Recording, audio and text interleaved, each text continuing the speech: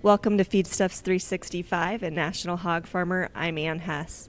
The U.S. has been a relatively low-cost producer of pork, and that's still the case, but it has a productivity problem. Relatively high mortality and lower productivity is putting producers in the U.S. at a relative economic disadvantage to producers in other countries, especially Brazil.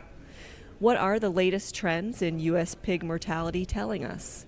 Joining us to discuss this topic and more from the International Conference on Pig Livability is Rachel Johnson, Technical Account and Production Support Lead with MetaFarms, and Dr. Derald Holtkamp, Professor at Iowa State University. Welcome to you both, and thank you for joining us today. Thank you for the invitation. Before we start our conversation, I'd like to remind the audience, if you're tuning in, you can post your questions for Derald and Rachel in the chat, or if you're tuning in via social media, you can post those there in the comments.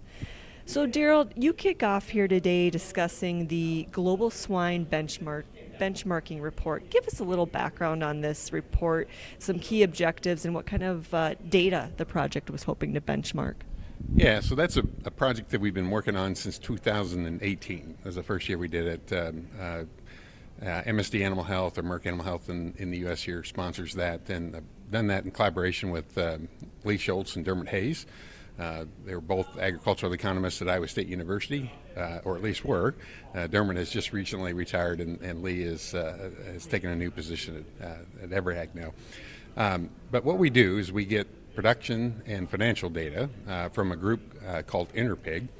And Interpig actually has a pretty long history of getting together. It's kind of an informal group of mostly ag economists, but there's other individuals. They get together once a year, pull data together for each of their individual countries, and then they meet in person to discuss it and try to make it as standard as possible. And then they put that out, and Lee and Dermot are both part of that group. They have been for many years, and so that's the primary source of the data that we use. And then we also capture the same data. We use the same data entry template that they use to get some data for 4 countries in Asia as well: China, Japan, Vietnam, and South Korea. And so we do that once a year. There's always a bit of a lag. We're getting the data for 2024 now. We don't have all of that yet, but as soon as we get all of that in, we'll do the analysis for the 2024 data. And that means there's always about a 1-year lag between when we do the analysis for a specific year and when we get the report out. So one of the things we're trying to do here now recently, or are going to do, is we're going to try to take some of the more market sensitive numbers, like market pig prices and feed prices, and we're going to update those quarterly. So 4 to 6 weeks after the end of the quarter, we'll have a current update for that quarter that just passed. And so we're going to do that with collaboration with EverAg, get prices from them to do that. So that's, in a nutshell, what the Global Swine Benchmarking Project is, and what the numbers that I presented today here were based off of that project. So a lot of data to comb through there. You highlight there's a big difference between the U.S. and Brazil in terms of pre-weaning and wean-to-market mortality. What are some key findings there? Yeah, and so, PRRS virus is obviously present in the U.S., and more recently, within the last 4 to 5 years here, isolates have emerged that are probably the worst I've seen over my career. And so that's certainly contributing a lot to that mortality. It's not the only thing, of course. There's other factors, I'm sure, that are involved, and those will be discussed at this conference, I'm sure, and I'm looking forward to hearing that. But PRRS is a big one, right? And Brazil has never had PRRS virus. It never had PED virus, and so they probably would like me to knock on wood that they continue to be free of that. But it gives them an incredible advantage in terms of mortality, which translates into an incredible advantage of overall productivity. So they actually lag behind us just a little bit on born alive, but then they more than make up for it with better pre-wean mortality, and then mortality all the way through the wean to market phase as well. And so I looked at that in more detail, and again, PRRS isn't the only reason for that, but it's a big chunk of the reason why they have better productivity than we do. They have other advantages like climate. They probably certainly don't have as extreme weather as we do in the Midwest here.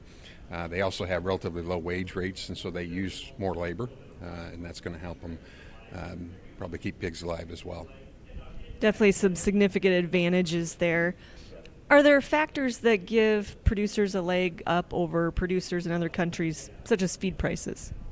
Yeah, so that's part of what we look at with the Global Swine Benchmarking Project, and we look at market pig prices and feed prices and productivity, overall productivity, along with fixed cost and wage rates and then labor usage. So we look at each of those factors in turn to see how much of a competitive advantage or disadvantage it gives producers in each country, and we do that every year, right? And so that will, of course, change from year to year. Market pig prices and feed prices being probably at the top of that list of what varies year to year. The productivity advantage or disadvantage countries have each year tends to be fairly stable, right? And it's not changing a lot rapidly over time. Same with fixed cost. Really all the others except those two.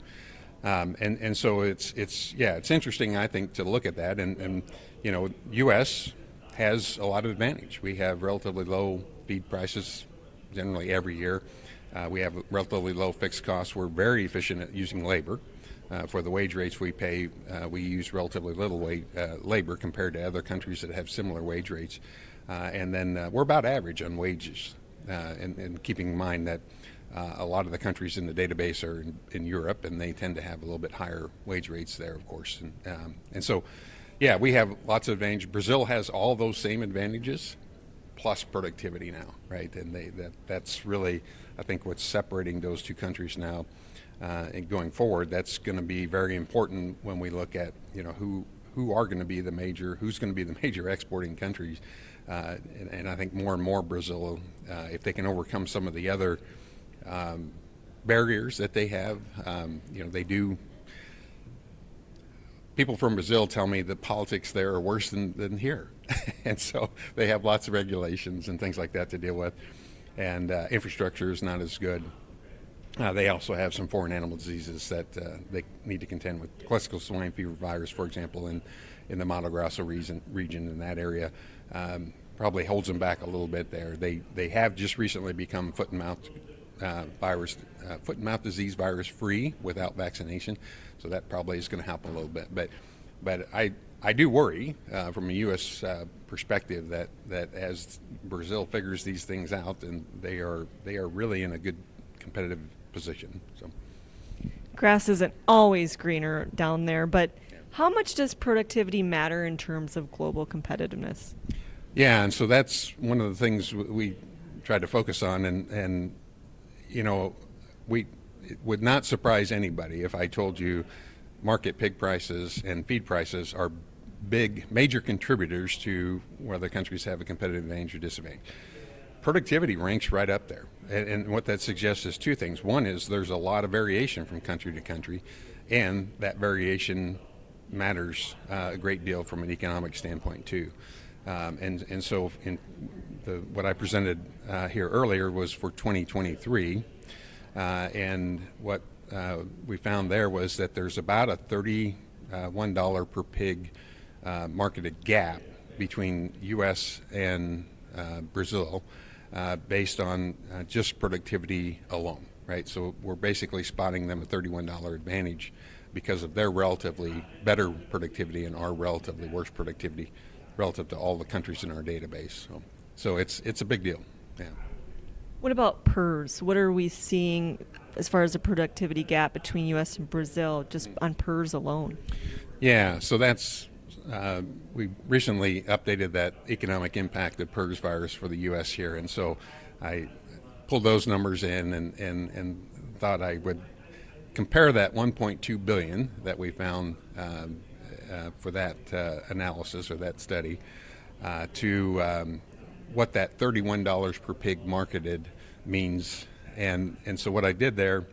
And I caution the listeners, this is not publishable, but it's a back of the envelope rough idea. What I did is I took that $31 per pig marketed that the Brazilian producer has as a economic advantage to the U.S., and I just simply multiply that by the 128 million pigs that we marketed in the U.S. In 2023. Okay, so that ended up being $4 billion. Okay, and so if you look at that 1.2 billion impact of PRRS compared to 4 billion productivity advantage that Brazilian producers had in 2023, that's roughly about a third of that was due to PRRS. Okay. Now, what I would caution, and what I did caution, is that economic impact of PRRS analysis we did was for the 2016 to 2020 time period. And we have dealt with some very virulent isolates that have emerged since 2020, the lineage 1 C.5, now more recently lineage 1 C.2. Those are nasty viruses. And so if we were to redo that analysis for that time period, that economic impact of PRRS is going to go up again. And so and reminder that the data I presented there to come up with that 4 billion was for 2023, so right in the middle of that time period. So I think roughly, if we look at that, let's say 2023 specifically, and make that subjective adjustment for the impact of PRRS, we're probably talking somewhere between a third and 40 to 45% of that productivity gap is due to PRRS alone. So a big part of it. But there's other things that are affecting that too. It's not all PRRS, right? There's a lot of other things going on there as well. They don't have PED virus, and as I mentioned earlier, some climate advantages. There's in labor, they use more labor. So, there's some other things going on there too. Didn't try to quantify what those were, or speculate too much about that, but just left it with PRRS is a big part of it. So. A lot of economic analysis can be done, just continuing on and on with all the different factors there. Rachel, I want to talk about U.S. specifically. Let's talk about trends in U.S. mortality and areas that continue to be challenging, areas we're improving upon. Let's start with litter performance. Sure. I took a look at the data starting back at 2015 up through 2024, and as we expect, total born and live born have both increased over 2 pigs, which is fantastic. Stillborn and mummy percent has remained pretty flat, which I think is always a good thing. And we saw an increase of pre-wean mortality over that time, but it seemed to peak in 2022, and we have seen improvements of that in 23 and 24. What about nursery mortality trends? Similar. If you kind of stack those years on top of each other, it seems every year we go a tick higher, a tick higher, a tick higher. So there's a pretty clean line at 2020 where the mortality in 15 and 19, I think, was just over 3%. And then when we look at how things changed in 2020, we lost a lot of ground. And while we might be starting to see some of that improve, we still have a ways to go. So some improvements there from the start. What about grow finish? What are we seeing there? Grow finish and even wean to finish there, making improvements, but maybe not as quickly as we have in the litter and in the nursery. Definitely peaking in that 22 kind of time frame. But overall, it's just the amount we've grown year over year. It is disheartening to see where we've gotten to. And you've talked about wean to finish. Is this an area for opportunity for the industry? Yeah, I would say so. Yes, we have seen improvements, but I would say that seems to kind of be the next low-hanging fruit of wean to finish and finish. And what can we do for those pigs that we've got so much invested in already to try to get them to market? I want to conclude this conversation doing key takeaways from both of you. Derald, I'll start with you. Yeah, the key takeaway for me, I think, is that if we're not worried yet, we should be. I think going forward, I think the global market is going to get more competitive, and if you pay attention to this kind of thing, you will note that for the last several years, at some point, there'll be an article come out that says Brazil hit another record of pork exports, right? I found the most recent article for September 2025, so a couple months ago, and in that article it noted that both the value and the volume hit records last year for Brazil, or actually year over year for the month of September. and the value increased by 30%, nearly 30%. So that's a big increase, and there's some currency exchange rate things going on there as well. But nonetheless it's a big jump, right? And then in the same article, it noted the countries that Brazil exports to, and they're the same countries we do, in Mexico especially. Mexico right now we depend heavily on as an important export market for us, and so again, if we're not yet worried about that, we should be. And to me, I think the biggest thing, what we can do about it, right? Because that's probably should be the next question on your mind is what can we do? To me, it all comes down to biosecurity. I think I'm had a long enough career now that and I'm getting close enough to retirement that I think it's safe to say that everybody in the room, probably everybody listening to this, probably has dealt with PRRS their entire career, right? And the sad reality is we have not learned how to control it. We have not gotten better at controlling it. We've not made much improvement in terms of preventing outbreaks and lateral introductions of growing pigs. And in my opinion, I think the only answer is to get better at biosecurity. I would say we've devoted a lot of resources to it, but probably not very effectively. We don't spend a lot of time trying to figure out where are the problems or where are the gaps in our biosecurity, and that's system and farm dependent. And then we don't spend a lot of time yet thinking about how do we monitor and control the things we need to, right? So what are the critical control points? What do we have to get right nearly every time in order to reduce the occurrence of outbreaks, right? We just have to get better at that. The reality is that's going to take resources. It's going to take veterinary time. It's going to take money. And today, a lot of the resources, a lot of the time we devote to trying to control the virus once it gets into a herd and we try to keep pigs alive. In my opinion, we've just got to make a decision. Are we going to continue to devote more resources to that, or do we have to shift those to preventing and biosecurity? And in my opinion, we have to do the latter. These resources aren't unlimited. We have a limited amount of time, limited amount of resources, and it's hard because it's hard to ignore the fires, right? And when you have an outbreak, it's a fire, and it's hard to say, okay, I'm not going to spend the next 3 weeks of my life trying to figure out how to keep pigs alive. Now, I know that sounds bad, and that's not going to happen. But the point is that we have to get serious about biosecurity, and most readers might say, well, we already have been serious, but no, we have to take it up another notch, I think. So, yeah. And the data shows, I mean, there's so much potential there to catch up to Brazil, and a lot is riding on the line. Key takeaways for you, for producers at home, what should we be thinking about here? Right. I would say don't get discouraged. When we look at where the data was in 2015, that's obviously what we want to get to. But we have made improvements. So let's focus on what have we done to make those improvements. How can we do better even yet?